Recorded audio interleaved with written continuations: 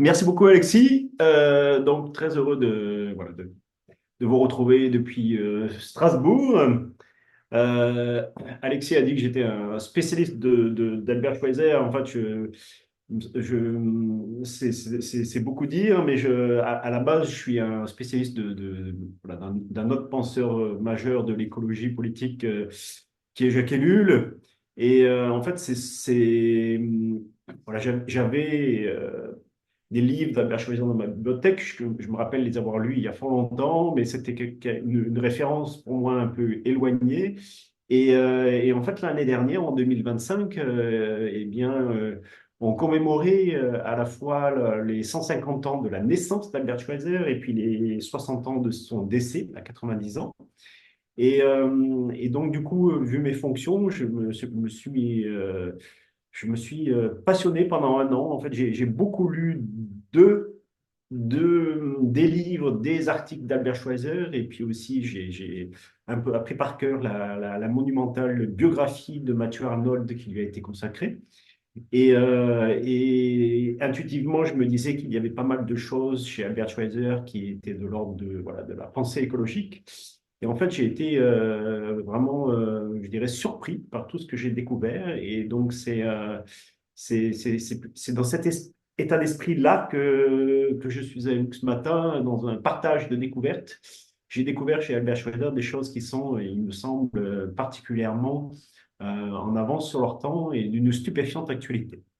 Voilà. Donc, je l'ai déjà évoqué, Albert Schweitzer est né en Alsace en 1875 et il est mort à Lambaréné au Gabon en 1965. Alors, on peut se dire que, voilà, que c'est voilà, c'est un penseur d'un autre temps, mais voilà, je vais essayer de partager avec vous, comme je l'ai déjà dit, voir que bah, cet homme et ce qu'il a dit ne sont pas si éloignés que ça de nous aujourd'hui. Albert Schweitzer, effectivement, a été surtout connu pour étant prix Nobel de la paix. Alexis l'a dit, prix Nobel de la paix 1952, un prix Nobel qui lui a été attribué en 1953 et qu'il a reçu en 1954. Et le prix Nobel de la paix, il l'a reçu pour son œuvre humanitaire, donc au Gabon, à Lambaréné, puisqu'il a consacré une grande partie de sa vie à cette œuvre, son hôpital à Lambaréné.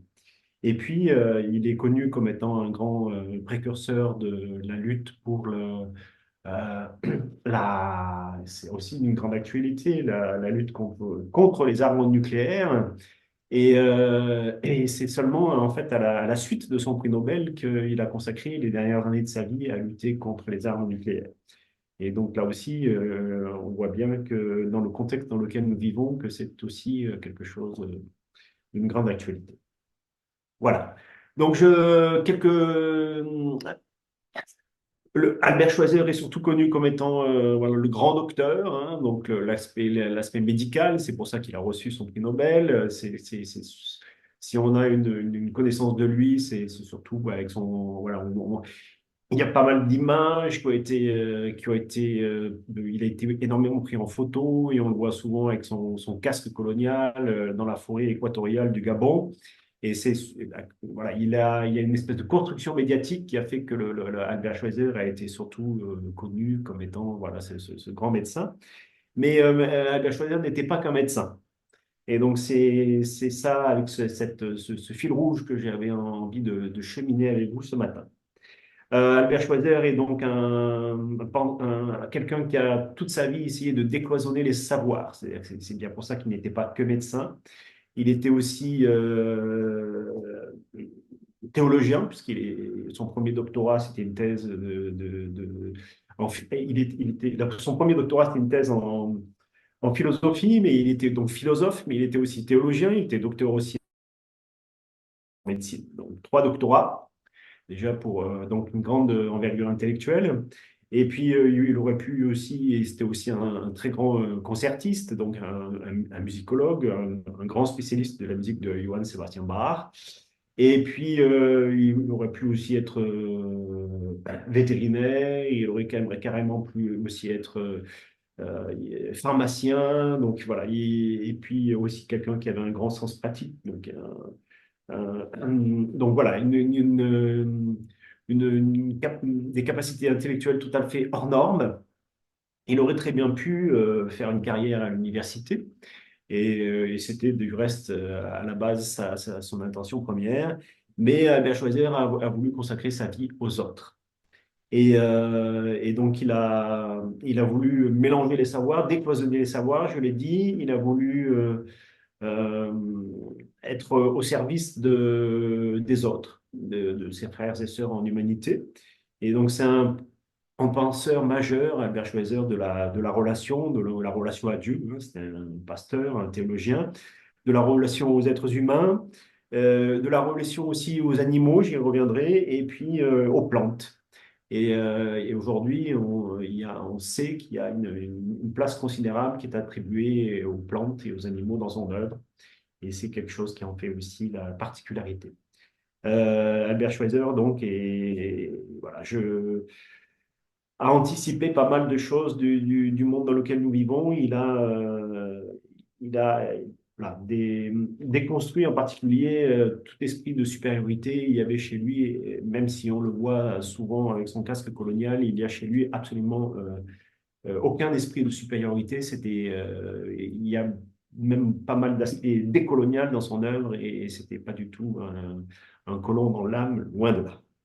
Alors, pour cheminer avec vous ce matin, j'ai choisi trois thématiques qui sont finalement en lien avec l'écologie, puisque l'écologie, oikos, qui est oikos logos, là, l'étymologie du mot écologie, on pourrait le traduire par comment habiter. Hein.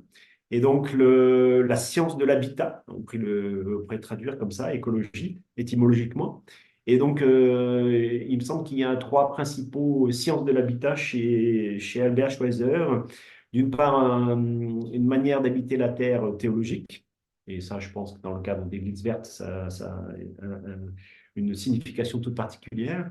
Il y a un habitat médical, puisqu'il était médecin dans l'âme.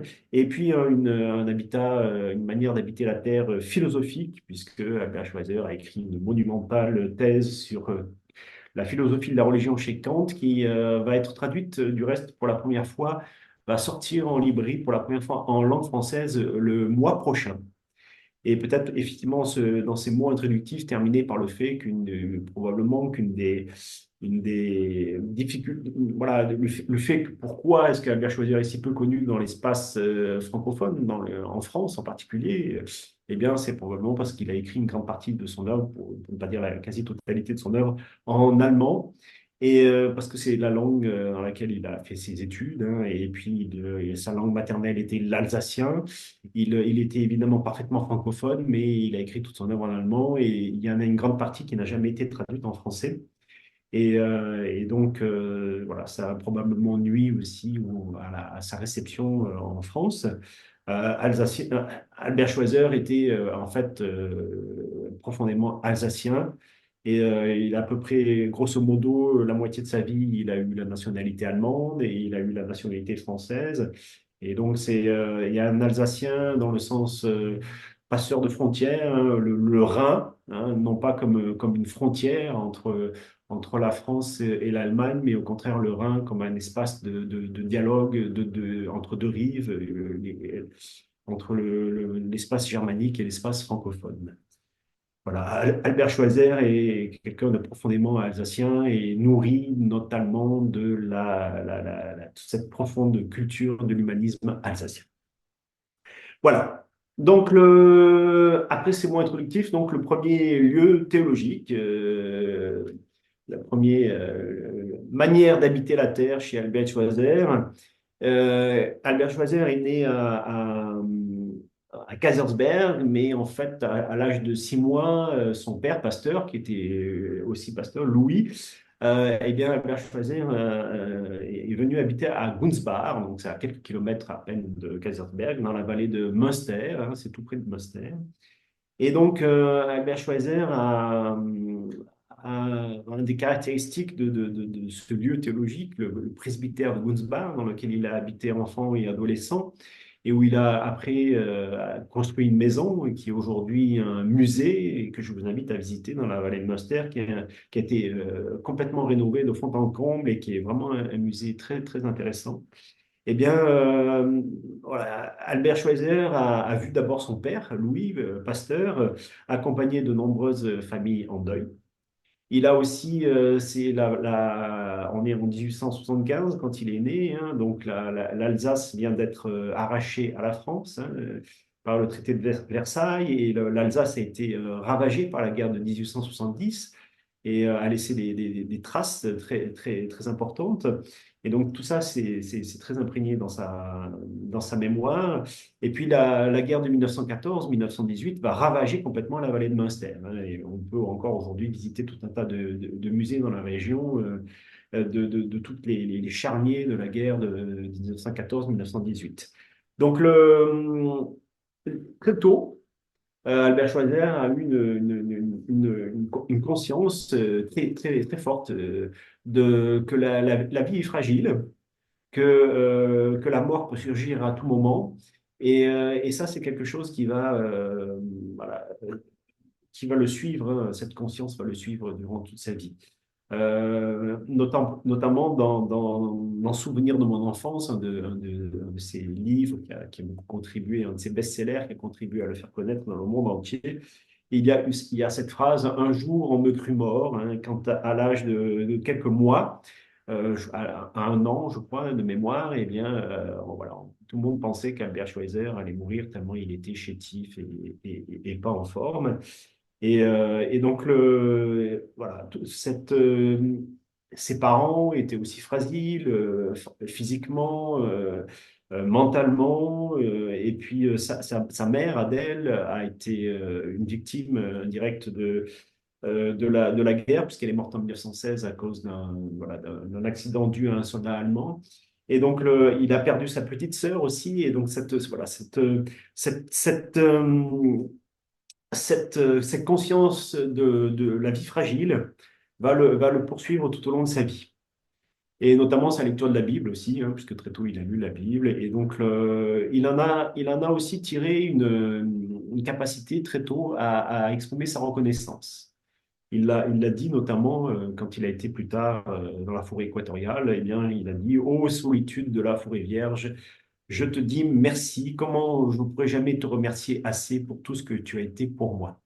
Et finalement, cette capacité à reconnaître que la vie est fragile, mais que la vie est belle aussi, hein, ça, Albert Schweitzer l'a dit souvent, eh bien, c'est finalement un ressort écologique fondamental, quelque chose de très important. Finalement, le premier geste écologique digne de ce nom, c'est la capacité à dire merci. Et dans cet ordre d'idées aussi, eh bien, Albert Schweitzer a très rapidement élargi l'injonction biblique à ne pas tuer, non seulement aux êtres humains, mais aussi à tout le vivant. Et il y a tout un aspect important chez Albert Schweitzer, notamment il a critiqué la corrida, il a critiqué très fortement, très négativement la chasse comme sport, hein. Ça, il trouvait ça absolument intolérable. Alors il disait bien, voilà, si la chasse c'est pour survivre, pour vivre, bon voilà, il y a une légitimité, mais la chasse comme sport, c'est quelque chose qui le tenait absolument non. Et puis, dans son apprentissage de la vie dans la vallée de Münster, donc dans ce lieu théologique qui a représenté Gunsbach et son village, eh bien, il y a le lien très fort qu'il a uni très vite avec les espaces naturels, hein. Et aujourd'hui, on peut, à Gunsbach, cheminer là où Albert Schweitzer avait l'habitude de se promener. Et quand plus tard, il a dû aller faire des études au lycée à Mulhouse, la ville la plus industrielle d'Alsace. Il a énormément souffert de cette ville industrielle qui le coupait de la nature. Et donc, ça a été un drame pour lui. C'est une des raisons pour laquelle, sans doute plus tard, il a voulu se retrouver dans la forêt vierge pour retrouver des espaces naturels.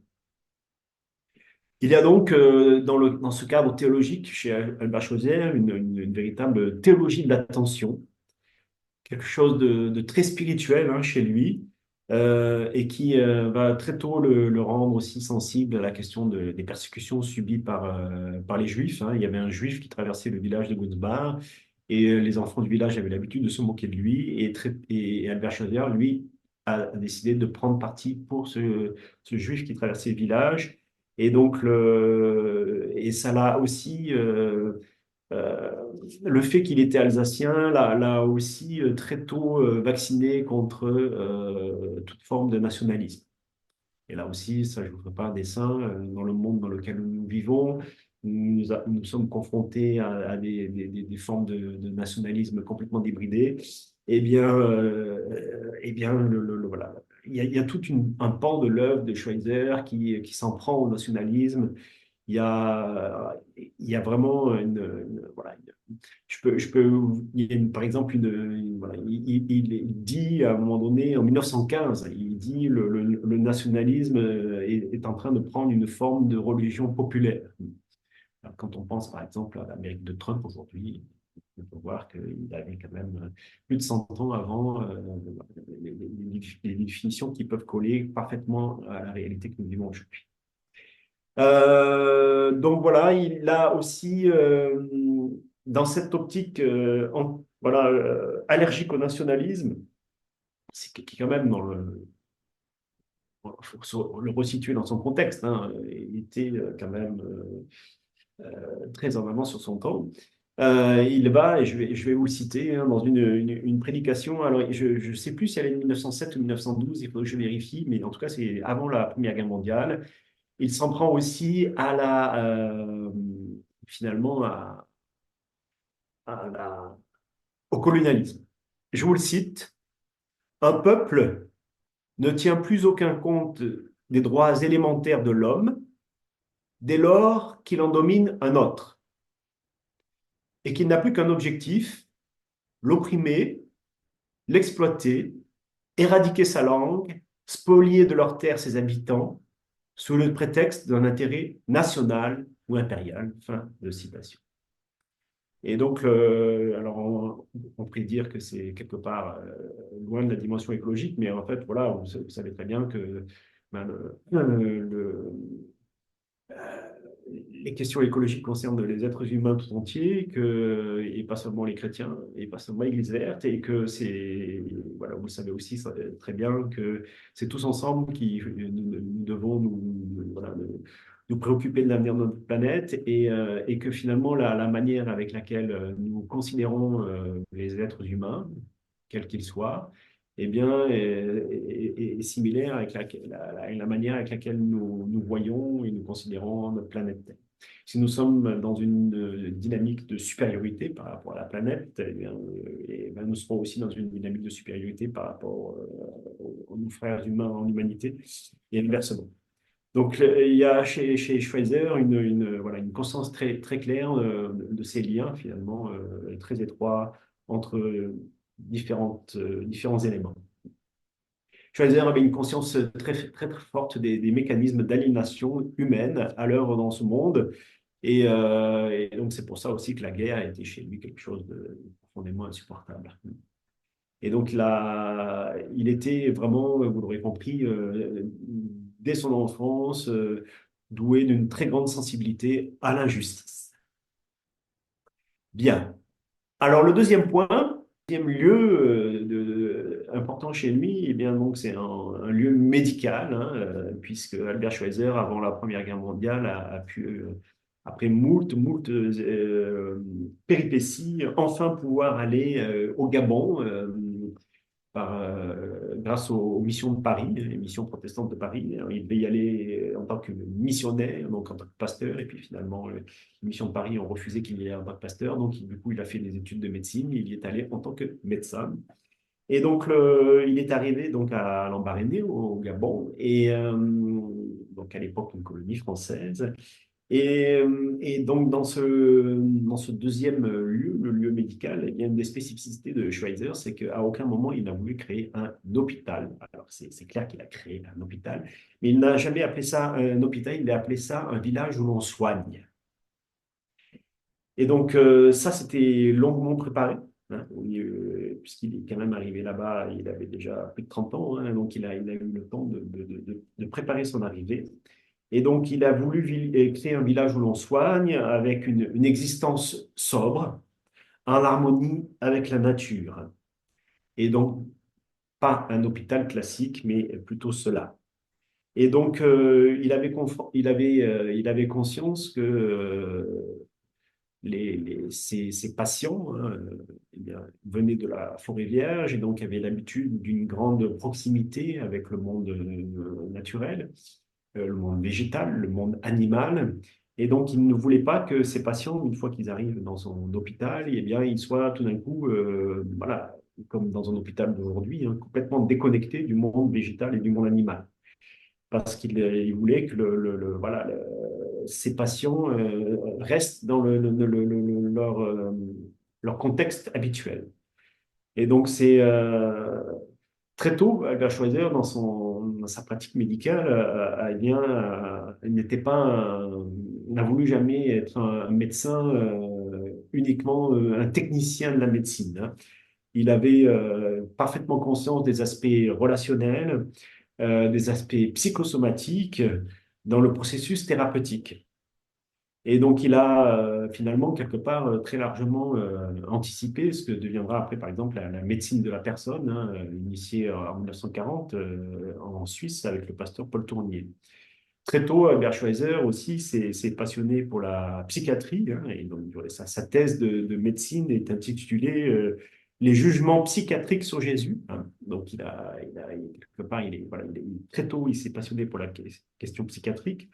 Et puis aussi pour la psychanalyse, hein. Un de ses grands amis, Oscar Pfister, eh bien, était psychanalyste. Et donc, voilà, il était conscient que, en fait, chaque être vivant est traversé à la fois d'une pulsion de mort et d'une pulsion de vie. Et que la nature est quelque chose de magnifique et de merveilleux, mais peut être aussi terrifiant et destructeur et qu'il était tout à fait conscient que la vie, c'est du sens, mais aussi du non-sens. Et donc ça aussi, il me semble que c'est quelque chose, voilà, ce sont des intuitions très fortes qui ont aussi voilà, une grande actualité. Et notamment,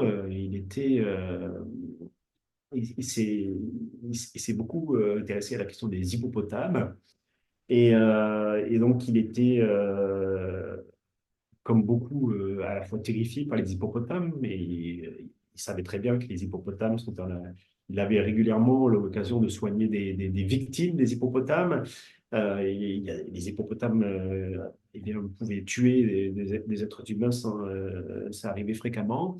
Et en même temps, eh bien, il disait, voilà, il était tout à fait conscient que les hippopotames peuvent être terriblement dangereux. Mais en même temps, eh bien, il a dit, les hippopotames n'ont rien à craindre de moi. Et en aucun je me refuse, moi, Albert Schweitzer, hein, de tuer un hippopotame. Et il était aussi finalement conscient, ça c'est quelque chose aussi, il me semble, de très contemporain, que bah, si les hippopotames sont à ce point dangereux pour les êtres humains, c'est aussi parce que les êtres humains se sont progressivement accaparés les terres, et les espaces naturels dans lesquels vivent les hippopotames. Et que si finalement on laissait les hippopotames tranquilles, eh bien, les hippopotames laisseraient les êtres humains tranquilles. Voilà. Donc, très tôt, hein, depuis son enfance et tout au long de sa vie, Albert Schweitzer a été conscient que la vie est profondément ambivalente. Elle nous inflige des choses horribles et en même temps, elle est magnifique. Et donc, et au cœur de la forêt gabonaise, eh ben, il était bien placé pour voir que eh bien, cette ambivalence de la vie est profondément exacerbée, hein, dans une forêt équatoriale, hein. Il y a quelque chose, voilà, il y a de la beauté et puis il y a aussi des choses terriblement difficiles et horribles. Voilà. Et donc, dans cette optique-là, Albert Schweitzer, dans son hôpital où l'on soigne, dans ce village où l'on soigne, pardon, eh bien, Albert Schweitzer a laissé de beaucoup de place aux animaux. Et ce qui lui a été après beaucoup reproché par certains. Mais il a vraiment fait en sorte que les animaux aient une grande place dans sa vie, hein, mais aussi dans son hôpital. Il y a toute une pensée, il y a tout un pan de l'œuvre d'Albert Schweitzer qui est vraiment de l'ordre d'une philosophie animale, hein, qui est profondément ignorée, hein, pour ne pas dire moquée, notamment dans le monde francophone, mais pas seulement, hein. Très très peu des gens spécialistes des questions de philosophie animale connaissent l'œuvre d'Albert Schweitzer, et c'est vraiment dommage. Alors, chez Albert Schweitzer, il y a vraiment la conscience que les animaux sont importants, que nous avons une part animale en nous, hein, nous sommes à la base des animaux, mais que nous ne sommes pas que des animaux. Et donc chez Albert Schweitzer, finalement quelque chose de l'ordre d'une hiérarchie resserrée entre le monde humain et le monde animal. Les deux connectés, mais en même temps, voilà, l'être humain passe avant. Mais il n'était pas rare non plus que dans son village où l'on soigne, à Lambaréné, eh bien, après avoir passé la journée à soigner des êtres humains, eh bien, sa table d'opération servait aussi de table vétérinaire et il opérait aussi des animaux sur la table d'opération. Alors, on peut s'imaginer que dans un hôpital aujourd'hui, c'est un peu difficile à concevoir, mais voilà, c'est ce qu'il vivait dans son hôpital au Lambaréné et c'est assez, il me semble, interpellant. Globalement, dans l'œuvre d'Albert Schweitzer, et là, vous pouvez regarder sur Internet, vous mettez, je crois, Bestiaire d'Albert Schweitzer, et vous avez une page Internet, alors c'est très, c'est pas une page Internet d'aujourd'hui, hein, elle est très sobre, et vous avez la liste de tous les insectes, les animaux qui parsèment l'œuvre d'Albert Schweitzer, et c'est absolument stupéfiant. Parce il y en a, mais alors du plus petit au plus grand, et un nombre absolument considérable.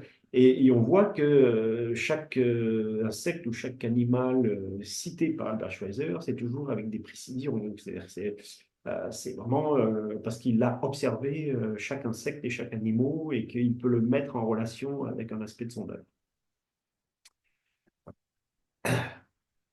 Et puis, un dernier aspect dans ce deuxième point sur le lieu médical, cette manière d'habiter la terre médicale qu'avait Albert Schweitzer, eh bien, il convient de rappeler que son village thérapeutique, son village où l'on soigne, à Lambaréné, était quasiment autonome au niveau alimentaire. Et Albert Schweitzer avait fait planter plus de 1000 arbres fruitiers, certains venus d'Alsace. Et puis, il entretenait un très grand potager. Et puis, comme enfant, et bien, dans le potager du presbytère de Goudsbar, et bien, enfant, il avait déjà appris à entretenir un potager. Et bien, cette expérience-là, évidemment, l'a vraiment aidé plus tard dans son grand potager de Lambaréné. Et je vais vous citer aussi une deuxième citation. Alors, ce n'est pas de Albert Schweitzer, mais c'est d'un Percy Mark, qui est un architecte anglais qui a vécu longtemps à Lambaréné et qui a écrit ses mémoires. Et je vous en cite deux petits morceaux. Je le cite. Lorsque nous parlons aujourd'hui d'agriculture biologique comme s'il s'agissait d'une invention révolutionnaire, eh bien, cela montre que nous avions déjà oublié que cette forme d'agriculture non chimique était la règle autrefois et que nos parents n'en connaissaient pas d'autres. Et de même, lorsque nous nous en appelons à ne manger que des légumes et des fruits de saison propres à la région où nous vivons, eh bien, pour Albert Schweitzer, ces règles allaient de soi. Et la plus grande autarcie possible dans la production alimentaire répondait à une nécessité, surtout dans les années de guerre. Il savait qu'en Égypte, les terrains étaient fertilisés chaque année par les crues du Nil, et donc il avait appliqué la même méthode au grand potager qu'il avait aménagé au bord du fleuve. Et puis, je poursuis la citation un peu plus loin. À l'Embarrané, rien ne se perdait. Les emballages étaient soigneusement recyclés, tous les matériaux étaient précieux, le travail manuel se trouvait valorisé, Les poules et les chèvres se nourrissaient des déchets de cuisine, et rien de tel que des chèvres pour empêcher la végétation d'envahir les espaces libres de l'hôpital. Leurs excréments servaient à fumer le potager et les arbres fruitiers. Tout ce système était de l'écologie en action, qui ravivait la conscience de la valeur économique de toute chose et donc un sentiment de respect pour les choses. Fin de citation. Et donc le troc, hein, la récupération, l'autonomie était au cœur de son projet pour son village en soi. Et puis, terminer ce deuxième point par dire que, contrairement à une légende hein, qui a été complètement colportée, notamment dans les années 80, eh bien, tout ceci ne se faisait pas du tout au détriment de la qualité des soins. Hein. Et Matthew Arnold, donc, qui a écrit cette monumentale biographie de Albert Schweitzer, il y a juste un an, elle a été publiée en janvier de l'année dernière, en janvier 2025. Il précise qu'il y a eu énormément d'études approfondies qui ont été menées, notamment par des Allemands, hein, entre les années 2000 et les années 2025, et que des études approfondies ont été consacrées par des médecins hein, à l'œuvre médicale de Schweitzer, parce qu'on a toutes les archives hein, dans son hôpital. Et aujourd'hui, on sait que le travail médical d'Albert Schweitzer a été de grande qualité. Et notamment, probablement, grâce à l'étendue de son réseau international, qui lui a permis de maintenir tout au long de sa vie la qualité de soins dans son hôpital. Et on sait aujourd'hui que, contrairement à une légende, là aussi, qui a été répandue, le taux de mortalité dans l'hôpital d'Albert Schweitzer n'était pas du tout plus important que dans les autres hôpitaux. Au contraire, même, on sait, parce que là aussi, on a toutes les archives, on sait que le taux de mortalité dans l'hôpital de la Bachaudière était plus faible que dans les autres hôpitaux de l'Afrique équatoriale. Le troisième point est donc, voilà, après le lieu, la manière d'habiter la terre théologique, la manière d'habiter la terre médicale, eh bien, c'est une manière d'habiter la terre philosophique. Ce qui est très fort avec Albert Schweitzer, c'est qu'on a vraiment un théoricien et en même temps quelqu'un avec un énorme sens pratique. Et donc la philosophie chez lui, alors c'est en ça qu'il était pasteur hein, et théologien, vraiment il fait la promotion d'une philosophie incarnée. Hein, il peut avoir des passages on peut trouver des passages dans son œuvre qui sont très philosophiques, hein, un peu difficiles à comprendre, surtout qu'il a une langue, surtout sa langue allemande, c'est vraiment la langue de la fin du 19e siècle, du début du 20e siècle, donc c'est même par rapport à la langue d'aujourd'hui, la langue allemande d'aujourd'hui, une langue complexe, hein, difficile. Donc il peut y avoir vraiment des passages difficiles chez lui, mais en règle générale, la philosophie d'Albert Schweitzer se veut vraiment très concrète, très incarnée et pas du tout idéologique. Et donc là, sa philosophie se veut une contribution à une tâche humanitaire, hein, c'est ça qu'il explique, à une culture, une vraie culture humaine. Hein. Et donc il veut créer, il veut surgir un esprit nouveau, je le cite hein, là aussi, il veut créer une nouvelle mentalité hein, au sein de l'humanité, notamment de l'humanité de l'entre-deux-guerres. Et donc cet héritage-là, c'est un héritage qu'il veut universel, mais qu'il a laissé aux Gabonais en particulier. Hein. Il y a vraiment une volonté de penser, alors ça anticipe ce que Jacques Ellul et Bernard Charbonneau ont inventé plus tard, hein, penser global, agir local. Hein. Pour moi, c'est très clair aussi qu'on trouve ça chez Albert Schweitzer. Et donc, du coup, dans cette manière d'habiter la terre philosophique, eh bien, Albert Schweitzer en est venu progressivement à cette fameuse respect de la vie, et c'est ça qui l'a rendu célèbre dans le monde entier. Et donc, ce respect de la vie, il l'a voulu, c'est ce qu'il a dit, hein, il veut résumer sa pensée philosophique à travers cette idée de respect de la vie. Il l'a perçu comme une notion universelle, élémentaire, et je le cite, le bien, c'est de maintenir et de favoriser la vie. Le mal, c'est de détruire la vie et de l'entraver. Fin de citation. C'est dans la civilisation électique. En français, c'est une traduction d'une partie d'un gros livre d'Albert Schweitzer. Il a écrit dans les années 20, dans des conditions difficiles.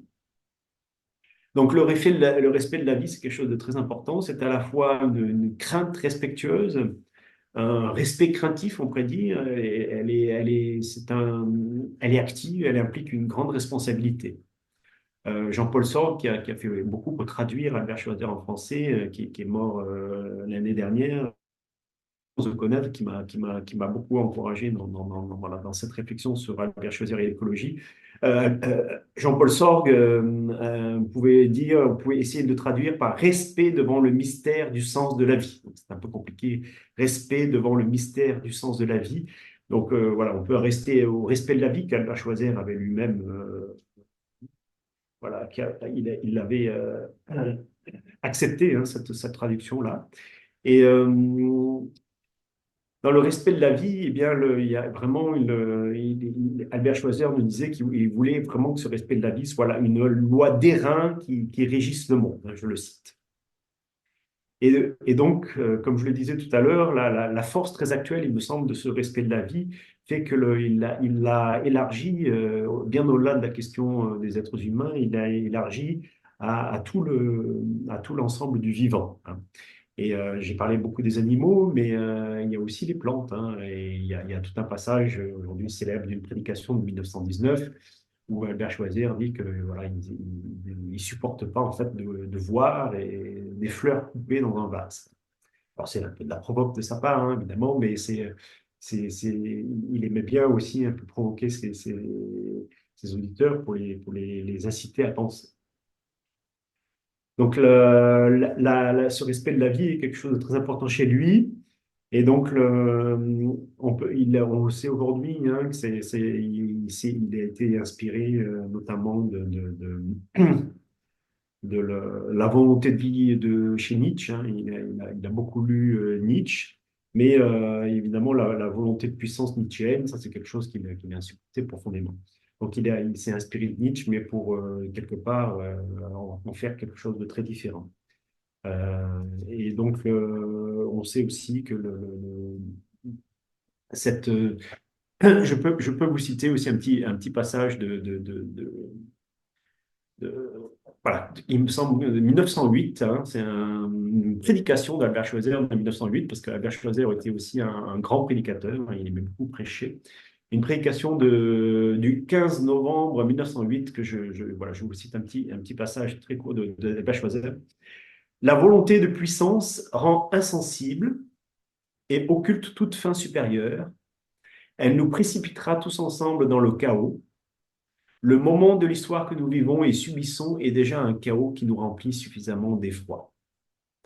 Et donc, toute sa vie, il s'est battu, hein, contre cette volonté de puissance. Et donc, voilà, là aussi, dans le monde que nous vivons, hein, avec cette volonté de puissance débridée, hein, qui viennent voilà, de tous les grands de ce monde, eh bien, on voit que c'est quelque chose. Albert Schweitzer avait très vite compris que c'est là un ressort essentiel, pernicieux voilà, de l'être humain et que, eh bien, notre vocation et la vocation de chrétien, hein, parce qu'Albert Schweitzer c'est interpellé en particulier les chrétiens, eh bien, nous demande vraiment voilà, de nous battre contre cette volonté de puissance, hein, et d'incarner vraiment une dynamique différente. Et donc, chez Albert Schweitzer, il n'y a évidemment aucune loi du plus fort. Au contraire, hein, Albert Schweitzer plaide vraiment pour une affirmation de la vie qui soit dévouement, qui soit au service de la vie, du vivant et des êtres vivants en particulier et des êtres humains en particulier. C'est quelque chose de très important dans la conception philosophique de Schweitzer et qui va irriguer finalement tout le reste de son œuvre. Le... En conclusion, et puis après nous pourrons discuter ensemble, euh, eh bien, il y a, voilà, je vais essayer pour moi, de dire en quelques mots, pour moi, pourquoi est-ce que Schweitzer me semble aujourd'hui un penseur qui mérite d'être redécouvert. Il disait de lui-même, il déclarait, ne donner, je le cite, que le point de vue d'un homme qui travaille, le point de vue d'un homme qui travaille, qui laboure, qui sème, fume le sol et prend soin de ses plantes.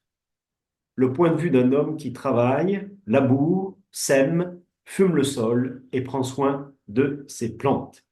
Fin de citation. Donc, vous voyez que malgré toutes voilà, les capacités intellectuelles hors normes d'Albert Schweitzer, eh bien, toute sa vie, il a essayé vraiment d'être le plus humble possible. Et ça, c'est quand même aussi, je pense, quelque chose qui nous préoccupons de l'avenir de notre planète. Eh bien, nous savons bien que l'humilité dans notre rapport à la planète est un ressort essentiel dans notre volonté écologique. L'humilité chez Albert Schweitzer lui permettait aussi d'être très proche. Alors ça, c'est quelque chose que j'ai vraiment découvert, hein, d'être très proche de François d'Assise. Alors, puisque nous sommes dans le cadre d'Église verte et puis que nous allons parler prochainement dans ce cadre-là, n'est-ce pas, de l'encyclique Laudato Si, hein, qui son titre est un hommage à François d'Assise, publié par le pape François, qui s'est appelé François en hommage à François d'Assise, je ne vous l'apprendrai pas. Eh bien, moi, j'ai été frappé de voir que, voilà, on peut faire des liens très forts entre Albert Schweitzer et François d'Assise. Il n'a jamais publiquement, lui, assumé cette filiation, hein. Il n'en a, à ma connaissance, jamais parlé publiquement. Mais grâce à Jean-Paul Sauge, j'ai découvert une lettre qu'il a écrite à une Italienne qui était responsable d'un monastère franciscain, de franciscaine en Italie. Et je le cite, donc dans une lettre d'Albert Schweitzer. J'ai été très impressionné par la personnalité de Saint François d'Assise. C'est un protestant qui parle de Saint François d'Assise. J'ai été très impressionné par la personnalité de Saint François d'Assise et je me suis intéressé de près à l'histoire de l'ordre monastique qu'il avait fondé. Il fut, donc il parle bien de François d'Assise, il fut un levain dans l'histoire de la piété chrétienne, et lorsque je parvins à formuler l'idée du respect de la vie comme principe de l'éthique, il m'avait semblé que je rejoignais ainsi, sur un plan philosophique et religieux, la pensée de saint François d'Assise. Je lui donnais une forme nouvelle. Fin de citation. Et quand, moi je ne suis pas allé à Lambaréné, mais quand j'ai vu des photos de la chambre d'Albert Schweitzer à Lambaréné, eh bien, ça m'a fait, j'ai pensé à la cellule monastique d'un franciscain. Vous voyez, c'est la chambre de Lambaréné, la chambre d'Albert Schweitzer à Lambaréné, par bien des aspects, ressemblait à la cellule d'un franciscain.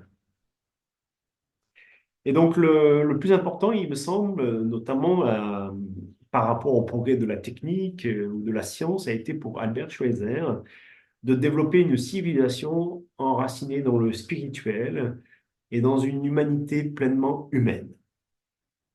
Il cherchait, je le cite, dès 1906, il cherchait à tâtons la valeur spirituelle qu'il pourra donner à sa vie. Fin de citation.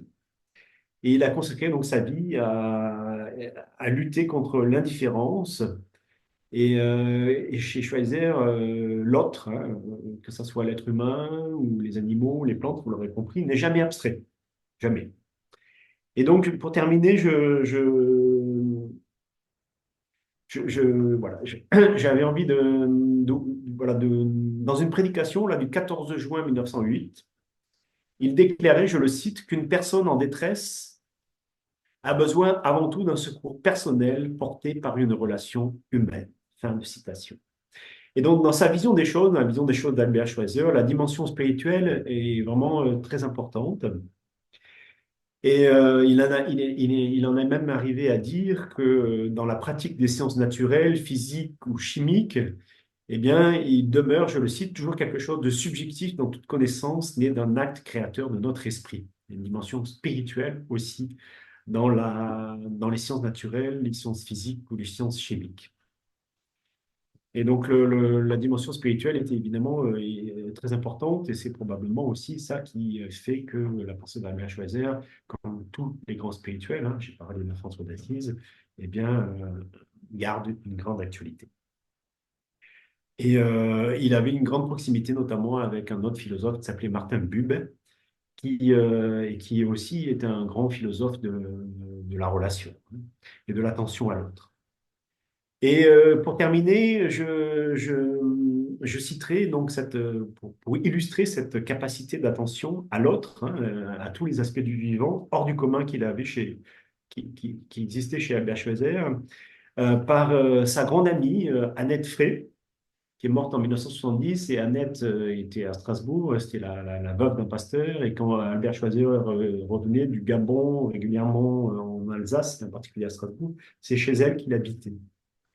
Et Annette Frey, donc décédée en 1970, disait, je la cite, quand il te parle, donc elle parle d'Albert Schweitzer, hein, quand il te parle, tu as l'impression qu'il n'est là que pour toi, lui qui manie 30 de grandes pensées dans sa tête. Fin de citation. Son fils, le pasteur Albert Frey, qui est décédé en 2012, que j'ai eu la chance de connaître ici en Alsace, qui était aussi un filleul d'Albert Schweitzer, son fils Albert Frey précisait que bah, cette attention, hein, cette capacité d'être attentif aussi bien au plus grand de ce monde, hein, parce qu'Albert Schweitzer était ami avec Albert Einstein, était ami avec le président de la République fédérale d'Allemagne, il avait voilà, il connaissait des personnalités dans le domaine international. Et en même temps, il était attentif, il portait la même attention à toutes ces huiles qu'avec tous ses patients dans la forêt africaine. Et donc, son fils, Albert Frey, disait que cette capacité d'attention était probablement le plus grand, voilà, le plus grand message qu'Albert Schweitzer nous laisse, cette capacité d'attention. Les temps, eh bien, il est temps aujourd'hui, il me semble, que à l'heure où de la prise de conscience que les problèmes de la planète Terre concernent tous les êtres vivants, et eh bien, que la solidarité entre, nous le savons bien, hein, dans le cadre d'Église verte, que les plus riches de notre planète, c'est-à-dire globalement nous, eh bien, sont responsables d'une grande part des problèmes de notre planète, et que une responsabilité des plus riches envers les plus pauvres, eh bien, c'est quelque chose voilà, de très important. Et on voit bien que, par exemple, Trump aux États-Unis, c'est une des premières choses qu'il a faites, c'est justement de supprimer cette dimension de solidarité. Eh bien, Schweizer nous rappelle que, et au contraire, cette solidarité est quelque chose qui est profondément et qu'il est vraiment important pour nous d'incarner et de promouvoir. Et que ça va de pair chez lui avec l'antinationalisme. Et de son vivant, il a été souvent, je terminerai vraiment avec ça, de son vivant, il a été souvent brocardé en homme du XVIIIe siècle ou en homme du XIXe siècle. Et par bien des aspects, il me semble que sa pensée est au contraire utile pour nous aider à penser le XXIe siècle. Je vous remercie. Merci beaucoup, Jean-Sébastien, de cette présentation euh, riche et qui nous permet aussi d'aborder non pas la pensée protestante dans sa totalité, mais un auteur, une histoire, une inscription dans son temps, qui nous permet aussi de repenser ce rapport notamment à la nature. Euh, et donc un grand merci pour cette explication. Et moi, je vais commencer, puisque j'ai la parole, par poser une première question à notre interlocuteur. C'est la question de la réception dans le temps de l'œuvre d'Albert Schweitzer. Tu as dit tout à l'heure que il y avait l'année dernière je vais pas dire de bêtises, les 100 ans de, non, enfin, 1875, 150 ans de sa naissance et 60 ans de sa mort, si je ne dis pas de bêtises. Euh, du coup, ma question, elle est 60 ans de sa mort, sur les 60 dernières années, quelle a été la réception, l'utilisation, on va dire, ou la valorisation d'Albert Schweitzer en tant que figure historique du protestantisme en général, et puis sur la question environnementale en particulier. Merci Alexis. Alors effectivement, vu qu'il a écrit, il était français, mais qu'il a écrit quasiment toute son œuvre en allemand, dans le contexte voilà, du XXe siècle, ça n'a pas aidé. Euh, il a été beaucoup critiqué. Après, on l'a accusé d'être un colonialiste dans le contexte de décolonisation, ce qui n'a absolument aucun sens. Donc, du coup, il y a eu vraiment, et puis il faut bien être conscient que la plupart des livres d'Albert Schweitzer, finalement écrit, il a fini d'écrire ses livres, grosso modo, dans les années 30, quoi. Donc, il a vraiment connu une traversée du désert. Il a été brocardé. Et heureusement qu'un certain nombre j'ai cité Jean-Paul Sorgue en particulier, de penseurs ont fait vraiment un effort de traduction pour le rendre aussi accessible au public francophone qui ne lit pas l'allemand. Et là, il est vraiment redécouvert. Donc, c'est vraiment il a vraiment, il me semble, traversé une vraie traversée du désert, même s'il y a toujours eu il y a toujours eu des fans d'Albert Schweitzer, hein, mais il a lui-même rien fait pour avoir des disciples. Et donc, il a eu très peu de disciples, en fait, hein, très peu de gens se sont, voilà. Ça, c'était pas du tout son optique, mais il y a vraiment une redécouverte aujourd'hui. Ça, c'est très clair. Merci beaucoup. Alors, je relais la question de Yannick, qui nous dit que tu as présenté la pensée d'Albert Schweitzer, mais est-ce que la pensée protestante se limite, la pensée écologique protestante se limite à la spiritualité d'Albert Schweitzer?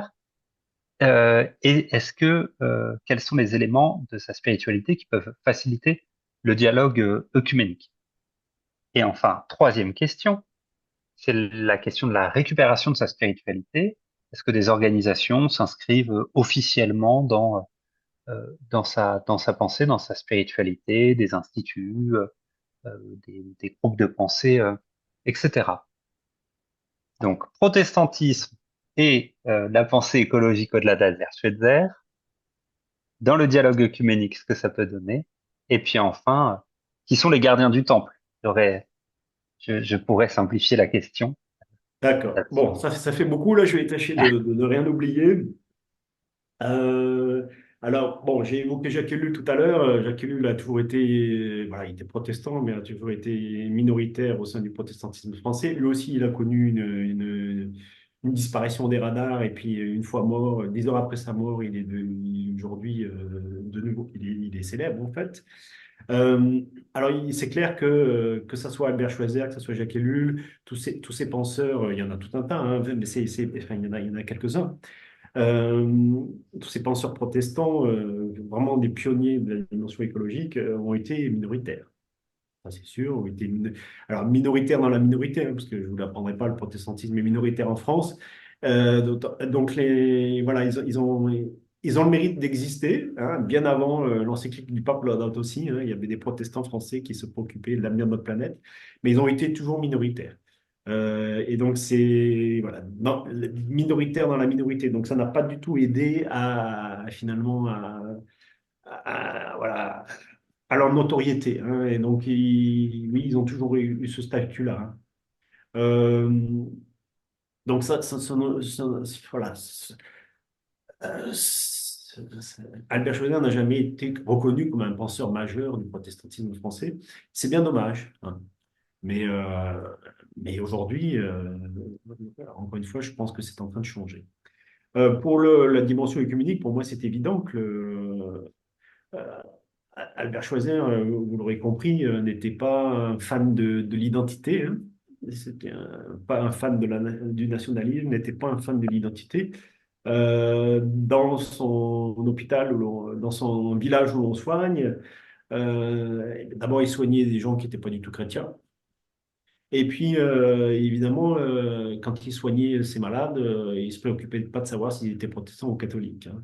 Et dans le contexte missionnaire de l'époque, eh bien, il a beaucoup fait pour le communisme. Et je trouve que finalement, sa pensée, alors elle est née au sein du protestantisme, il était pasteur, il était docteur en théologie, mais moi, de mon point de vue, il me semble qu'il y a, alors il y a des aspects typiquement protestants, mais c'est vraiment, j'y vois vraiment un universalisme. Je l'ai dit tout à l'heure, l'humanisme rénan. Pour moi, c'est vraiment une pensée éminemment œcuménique, quoi. Je pense que la pensée d'Albert Schweitzer, elle peut s'adresser aussi bien aux protestants qu'aux catholiques. Les uns et les autres peuvent s'y retrouver. Pour moi, il y a vraiment, c'est pour moi voilà, un penseur même à la limite profondément œcuménique, quoi. Voilà, je sais pas encore une fois si j'ai répondu à la question. Et puis pour l'actualité, eh ben, moi, parce que il y a par exemple, un exemple, c'est que pendant longtemps, il y a tout un tas de Gabonais en particulier qui s'en sont pris à Schweitzer. Et aujourd'hui, je constate qu'il va y avoir un grand colloque le mois prochain au Gabon, hein. Ils vont faire toute une semaine de colloques là. Euh, et, euh, et donc les Gabonais sont en train de se réapproprier Schweitzer. Il y en a beaucoup qui, pendant un temps, l'ont voué aux gémonies, et puis maintenant, les Gabonais eux-mêmes sont en train de se rendre compte que, ben oui, quand même, ils ont abrité dans leur pays quelqu'un qui a des choses à dire. Et donc, ça montre bien que, voilà, il est en train de sortir du placard dans lequel il a été pendant longtemps, et moi, je me réjouis que les Gabonais en particulier se réapproprient cette dimension-là. Et se rendent compte que ben, ils ont abrité, au Gabon habité quelqu'un qui était de l'envergure de François d'Assise, hein. Moi, voilà, je n'hésite pas à le dire, hein. Donc, je pense que la dimension spirituelle de Albert Schweitzer est aussi d'une grande actualité dans la mesure où cette idée de respect de la vie, il est, c'est pas, vous comprenez bien que c'est pas de l'identitaire chrétien là, qui s'exprime là. C'est au contraire une volonté de créer des liens entre des chrétiens, des non-chrétiens, ou entre des chrétiens entre eux, des protestants et des catholiques ou des orthodoxes. C'est une notion finalement souple qui permet de créer des ponts. Et je pense que l'actualité de la spiritualité d'Albert Schweitzer, elle est là, dans la souplesse des concepts qu'il utilise, qui permet de créer des liens entre des gens qui sont pas forcément d'accord, qui n'ont pas forcément la même couleur de peau, et qui n'ont pas forcément la même religion ou la même spiritualité. Je pense que c'est là. Et alors, du coup, dans ce prolongement, tu parlais de la question du Gabon. Cécile demande est-ce que son activité ou son état d'esprit perdurer. Tu parlais d'un colloque, typiquement par qui a organisé ce colloque, qui s'intéresse, quels sont c'est les églises, c'est les médecins, qu'est-ce qui intéresse les Gabonais aujourd'hui sur la pensée d'Albert Schweitzer? J'espère, j'essaye d'y contribuer, hein. J'espère que la dimension écologique fait partie du lot, hein. Aujourd'hui, ils sont en train de se rendre compte que ben, l'hôpital d'Albert Schweitzer, alors il a l'hôpital historique, aujourd'hui c'est un musée, hein, mais il y a toujours un hôpital à Lambaréné qui est l'héritage, hein, c'est le troisième hôpital, et donc c'est aujourd'hui un haut lieu de la recherche scientifique, hein, notamment la maladie du sommeil, la malaria, enfin il y a des scientifiques du monde entier qui participent aux travaux de cet hôpital au Gabon. Et ce qui est intéressant, c'est qu'aujourd'hui, dans cet hôpital à Lambaréné, donc héritage direct de l'œuvre d'Ablachoné, eh bien, il n'y a quasiment plus un seul blanc, hein. Ce sont des Gabonais, le directeur est gabonais, tous les médecins sont gabonais. Et aujourd'hui, ce sont des Occidentaux qui vont faire des stages là-bas pour apprendre auprès des Gabonais. Et donc ça, c'est un magnifique témoignage. C'est-à-dire que il a vraiment, voilà, il a fait la promotion finalement de la pensée autochtone, quoi, de la pensée locale, quoi, hein. Et donc ça, je crois que à travers ce colloque, bien, les Gabonais sont en train de se rendre compte qu'ils peuvent être fiers finalement que Albert Schweitzer soit venu au Gabon, et que Albert Schweitzer, ils sont en train de se rendre compte qu'Albert Schweitzer n'était pas du tout un penseur colonial, mais au contraire un penseur décolonial avant l'heure, et puis il y a de quoi en être fier, et donc ils sont en train de s'approprier cette histoire. Et moi, je trouve que c'est vraiment bon signe. Euh, le, Ça fait partie de leur histoire, et c'est une histoire positive. Après, ici en Europe, Albert Schweitzer et dans le monde occidental en règle générale, Albert Schweitzer avait un réseau. Alors, il maîtrisait finalement la communication avant l'heure, hein. Il avait un réseau d'amis très important, et alors c'était surtout il a fait une visite aux États-Unis. Son épouse Hélène a beaucoup fait pour qu'Albert Schweitzer soit très connu aux États-Unis, et il avait aussi on voit bien la dimension finalement œcuménique dans le sens le plus noble du terme dans la figure d'Albert Schweitzer, dans la mesure où finalement, il avait autant de soutien dans l'Allemagne de l'Ouest que dans l'Allemagne de l'Est. Il arrivait à avoir des soutiens des deux côtés du rideau de fer. Lorsque nous avons préparé cet échange, Jean-Sébastien, nous avions parlé de trois questions, de trois sujets qui étaient pas forcément la complexité de la pensée, mais trois éléments qui nous semblaient intéressants comme synthèse pour dire, mais en fait, si on devait simplifier les choses autour de la vie d'Albert Schweitzer, euh, la première question, c'était quelles sont les trois dimensions du regard d'Albert Schweitzer sur le monde? Alors, ce qui est intéressant, il me semble, chez lui, et ça, c'est très, voilà, je trouve ça aussi très contemporain, c'est qu'il veut vraiment décloisonner les savoirs. Et donc, il aurait pu être un pur médecin et faire que de la médecine. Et quand et tout en étant médecin, et c'était quand même, vous l'aurez compris, c'était un bourreau de travail hein, qui était capable de travailler 20 heures par jour. Hein. Mais pourtant, il est mort à 90 ans. Et donc, par exemple, quand il avait fini son énorme journée de travail, qu'il avait vu des centaines au moins 150 patients dans la journée, avant de s'endormir, il s'imposait, et puis quand sa femme était avec lui, il imposait aussi à sa femme, de terminer sa journée par 1 heure de musique. Donc il jouait du bar sur son piano, ou alors lire Kant, voyez, avant de se coucher. Donc, c'est-à-dire qu'il disait, sinon la pensée se ramollit. Et si je... Donc, il y a quelque chose de la volonté vraiment de ne pas être un spécialiste. Encore une fois, il aurait pu l'être. Hein. Il aurait pu être un spécialiste. Il aurait pu devenir professeur de théologie sans aucun problème. Il aurait aussi, à la limite, pu devenir professeur de philosophie. Et les philosophes, quand il a soutenu sa thèse en philosophie, les philosophes ont dit, oui, alors on veut bien que vous deveniez philosophe, mais à condition de cesser de prêcher. Et pour Albert Schweitzer, la prédication, c'était quelque chose de très important. On en a aujourd'hui à peu près 300 hein, qui ont été conservés. Et donc, un certain nombre en français, parce qu'Alain Baréné est prêché en français. Et donc, il a dit, ah ben non, moi, prêcher, c'est important. Et donc, du coup, sa carrière philosophique s'est arrêtée là, parce qu'il tenait à être aussi prédicateur. Donc,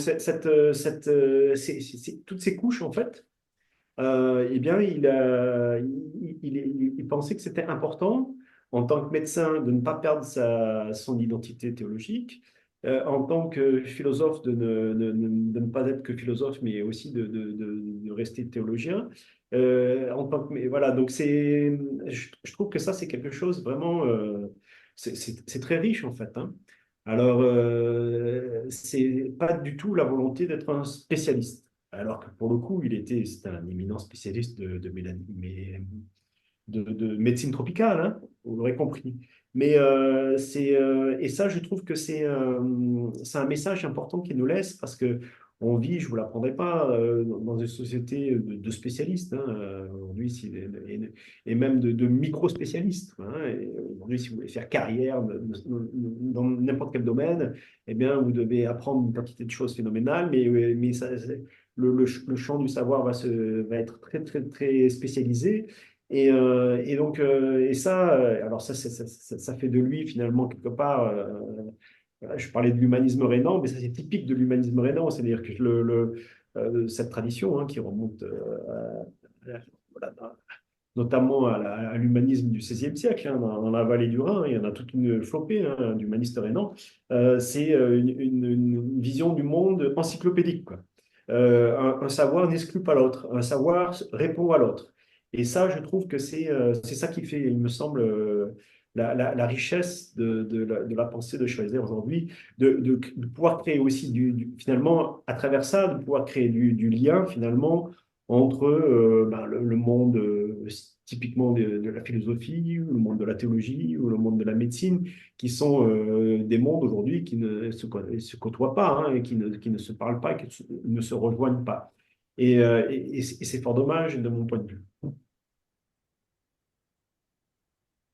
Merci beaucoup.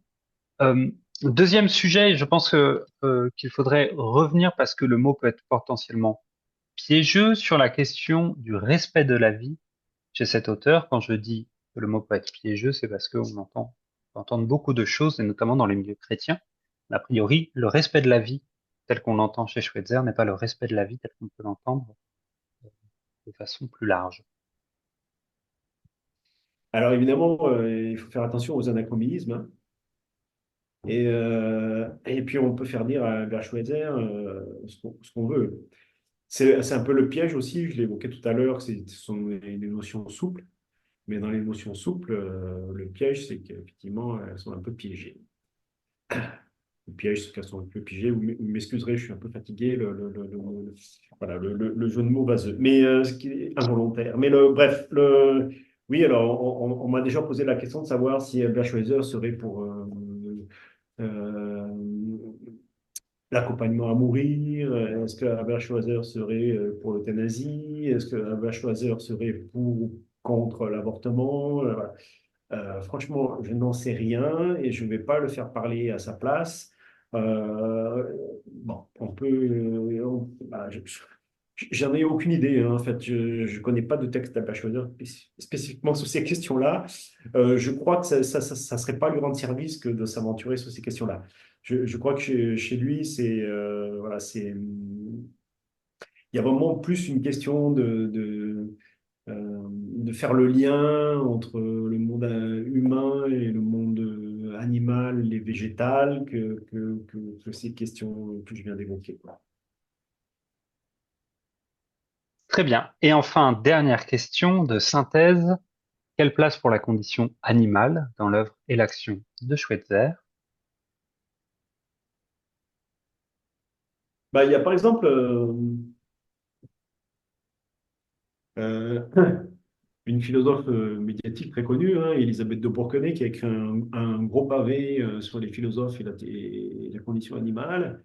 Et il n'y a évidemment pas une ligne sur Albert Schweitzer. Je crois que ça fait 800 pages, il n'y a pas une ligne sur Albert Schweitzer. Euh, donc je pense que le fait que Albert Schweitzer soit théologien, hein, déjà, par définition, il y a tout un tas de philosophes qui vont même pas daigner mettre le nez dans son œuvre parce que pour eux, c'est un théologien et donc ça n'a aucune valeur. Donc, quelque part, il ne s'est pas aidé lui-même, hein, en étant à la fois théologien et philosophe. Mais je crois vraiment que cette philosophie animale mérite profondément d'être redécouverte chez Schweitzer. Il a, et notamment parce qu'elle fait parce qu'elle est basée, je vais l'évoquer, mais je pense que c'est bien d'y revenir, elle est basée sur une capacité d'observation phénoménale. Et nous vivons dans un monde où s'il y a quelque chose qui est en train de disparaître à la vitesse grand V et à vue d'œil, à vue d'œil, c'est justement, c'est la capacité d'observation, hein. Et donc, et ça, s'il y a quelque chose et donc c'est la philosophie animale chez Albert Schweitzer est vraiment profondément liée à ses capacités d'observation hors du commun. Et s'il y a quelque chose pour lequel nous, en tant que chrétiens, et notamment dans le cadre de l'Église verte, on a une responsabilité particulière, c'est justement d'être aussi, voilà, de faire la promotion de la capacité d'observation dans un monde qui tend où elle tend à disparaître. C'est pour ça que, par exemple, ça peut être super intéressant dans le cadre d'Église verte de nouer des partenariats avec le monde associatif qui se préoccupe du monde animal, par exemple, hein. Moi, je sais qu'on fait des sorties en famille avec Alsace Nature, hein, l'association naturaliste, et c'est super important de faire ça avec des enfants, avec ouais, des plus grands. Et quand je vis ça, j'ai l'impression vraiment d'être en adéquation avec le message qu'Albert Schweitzer nous a laissé.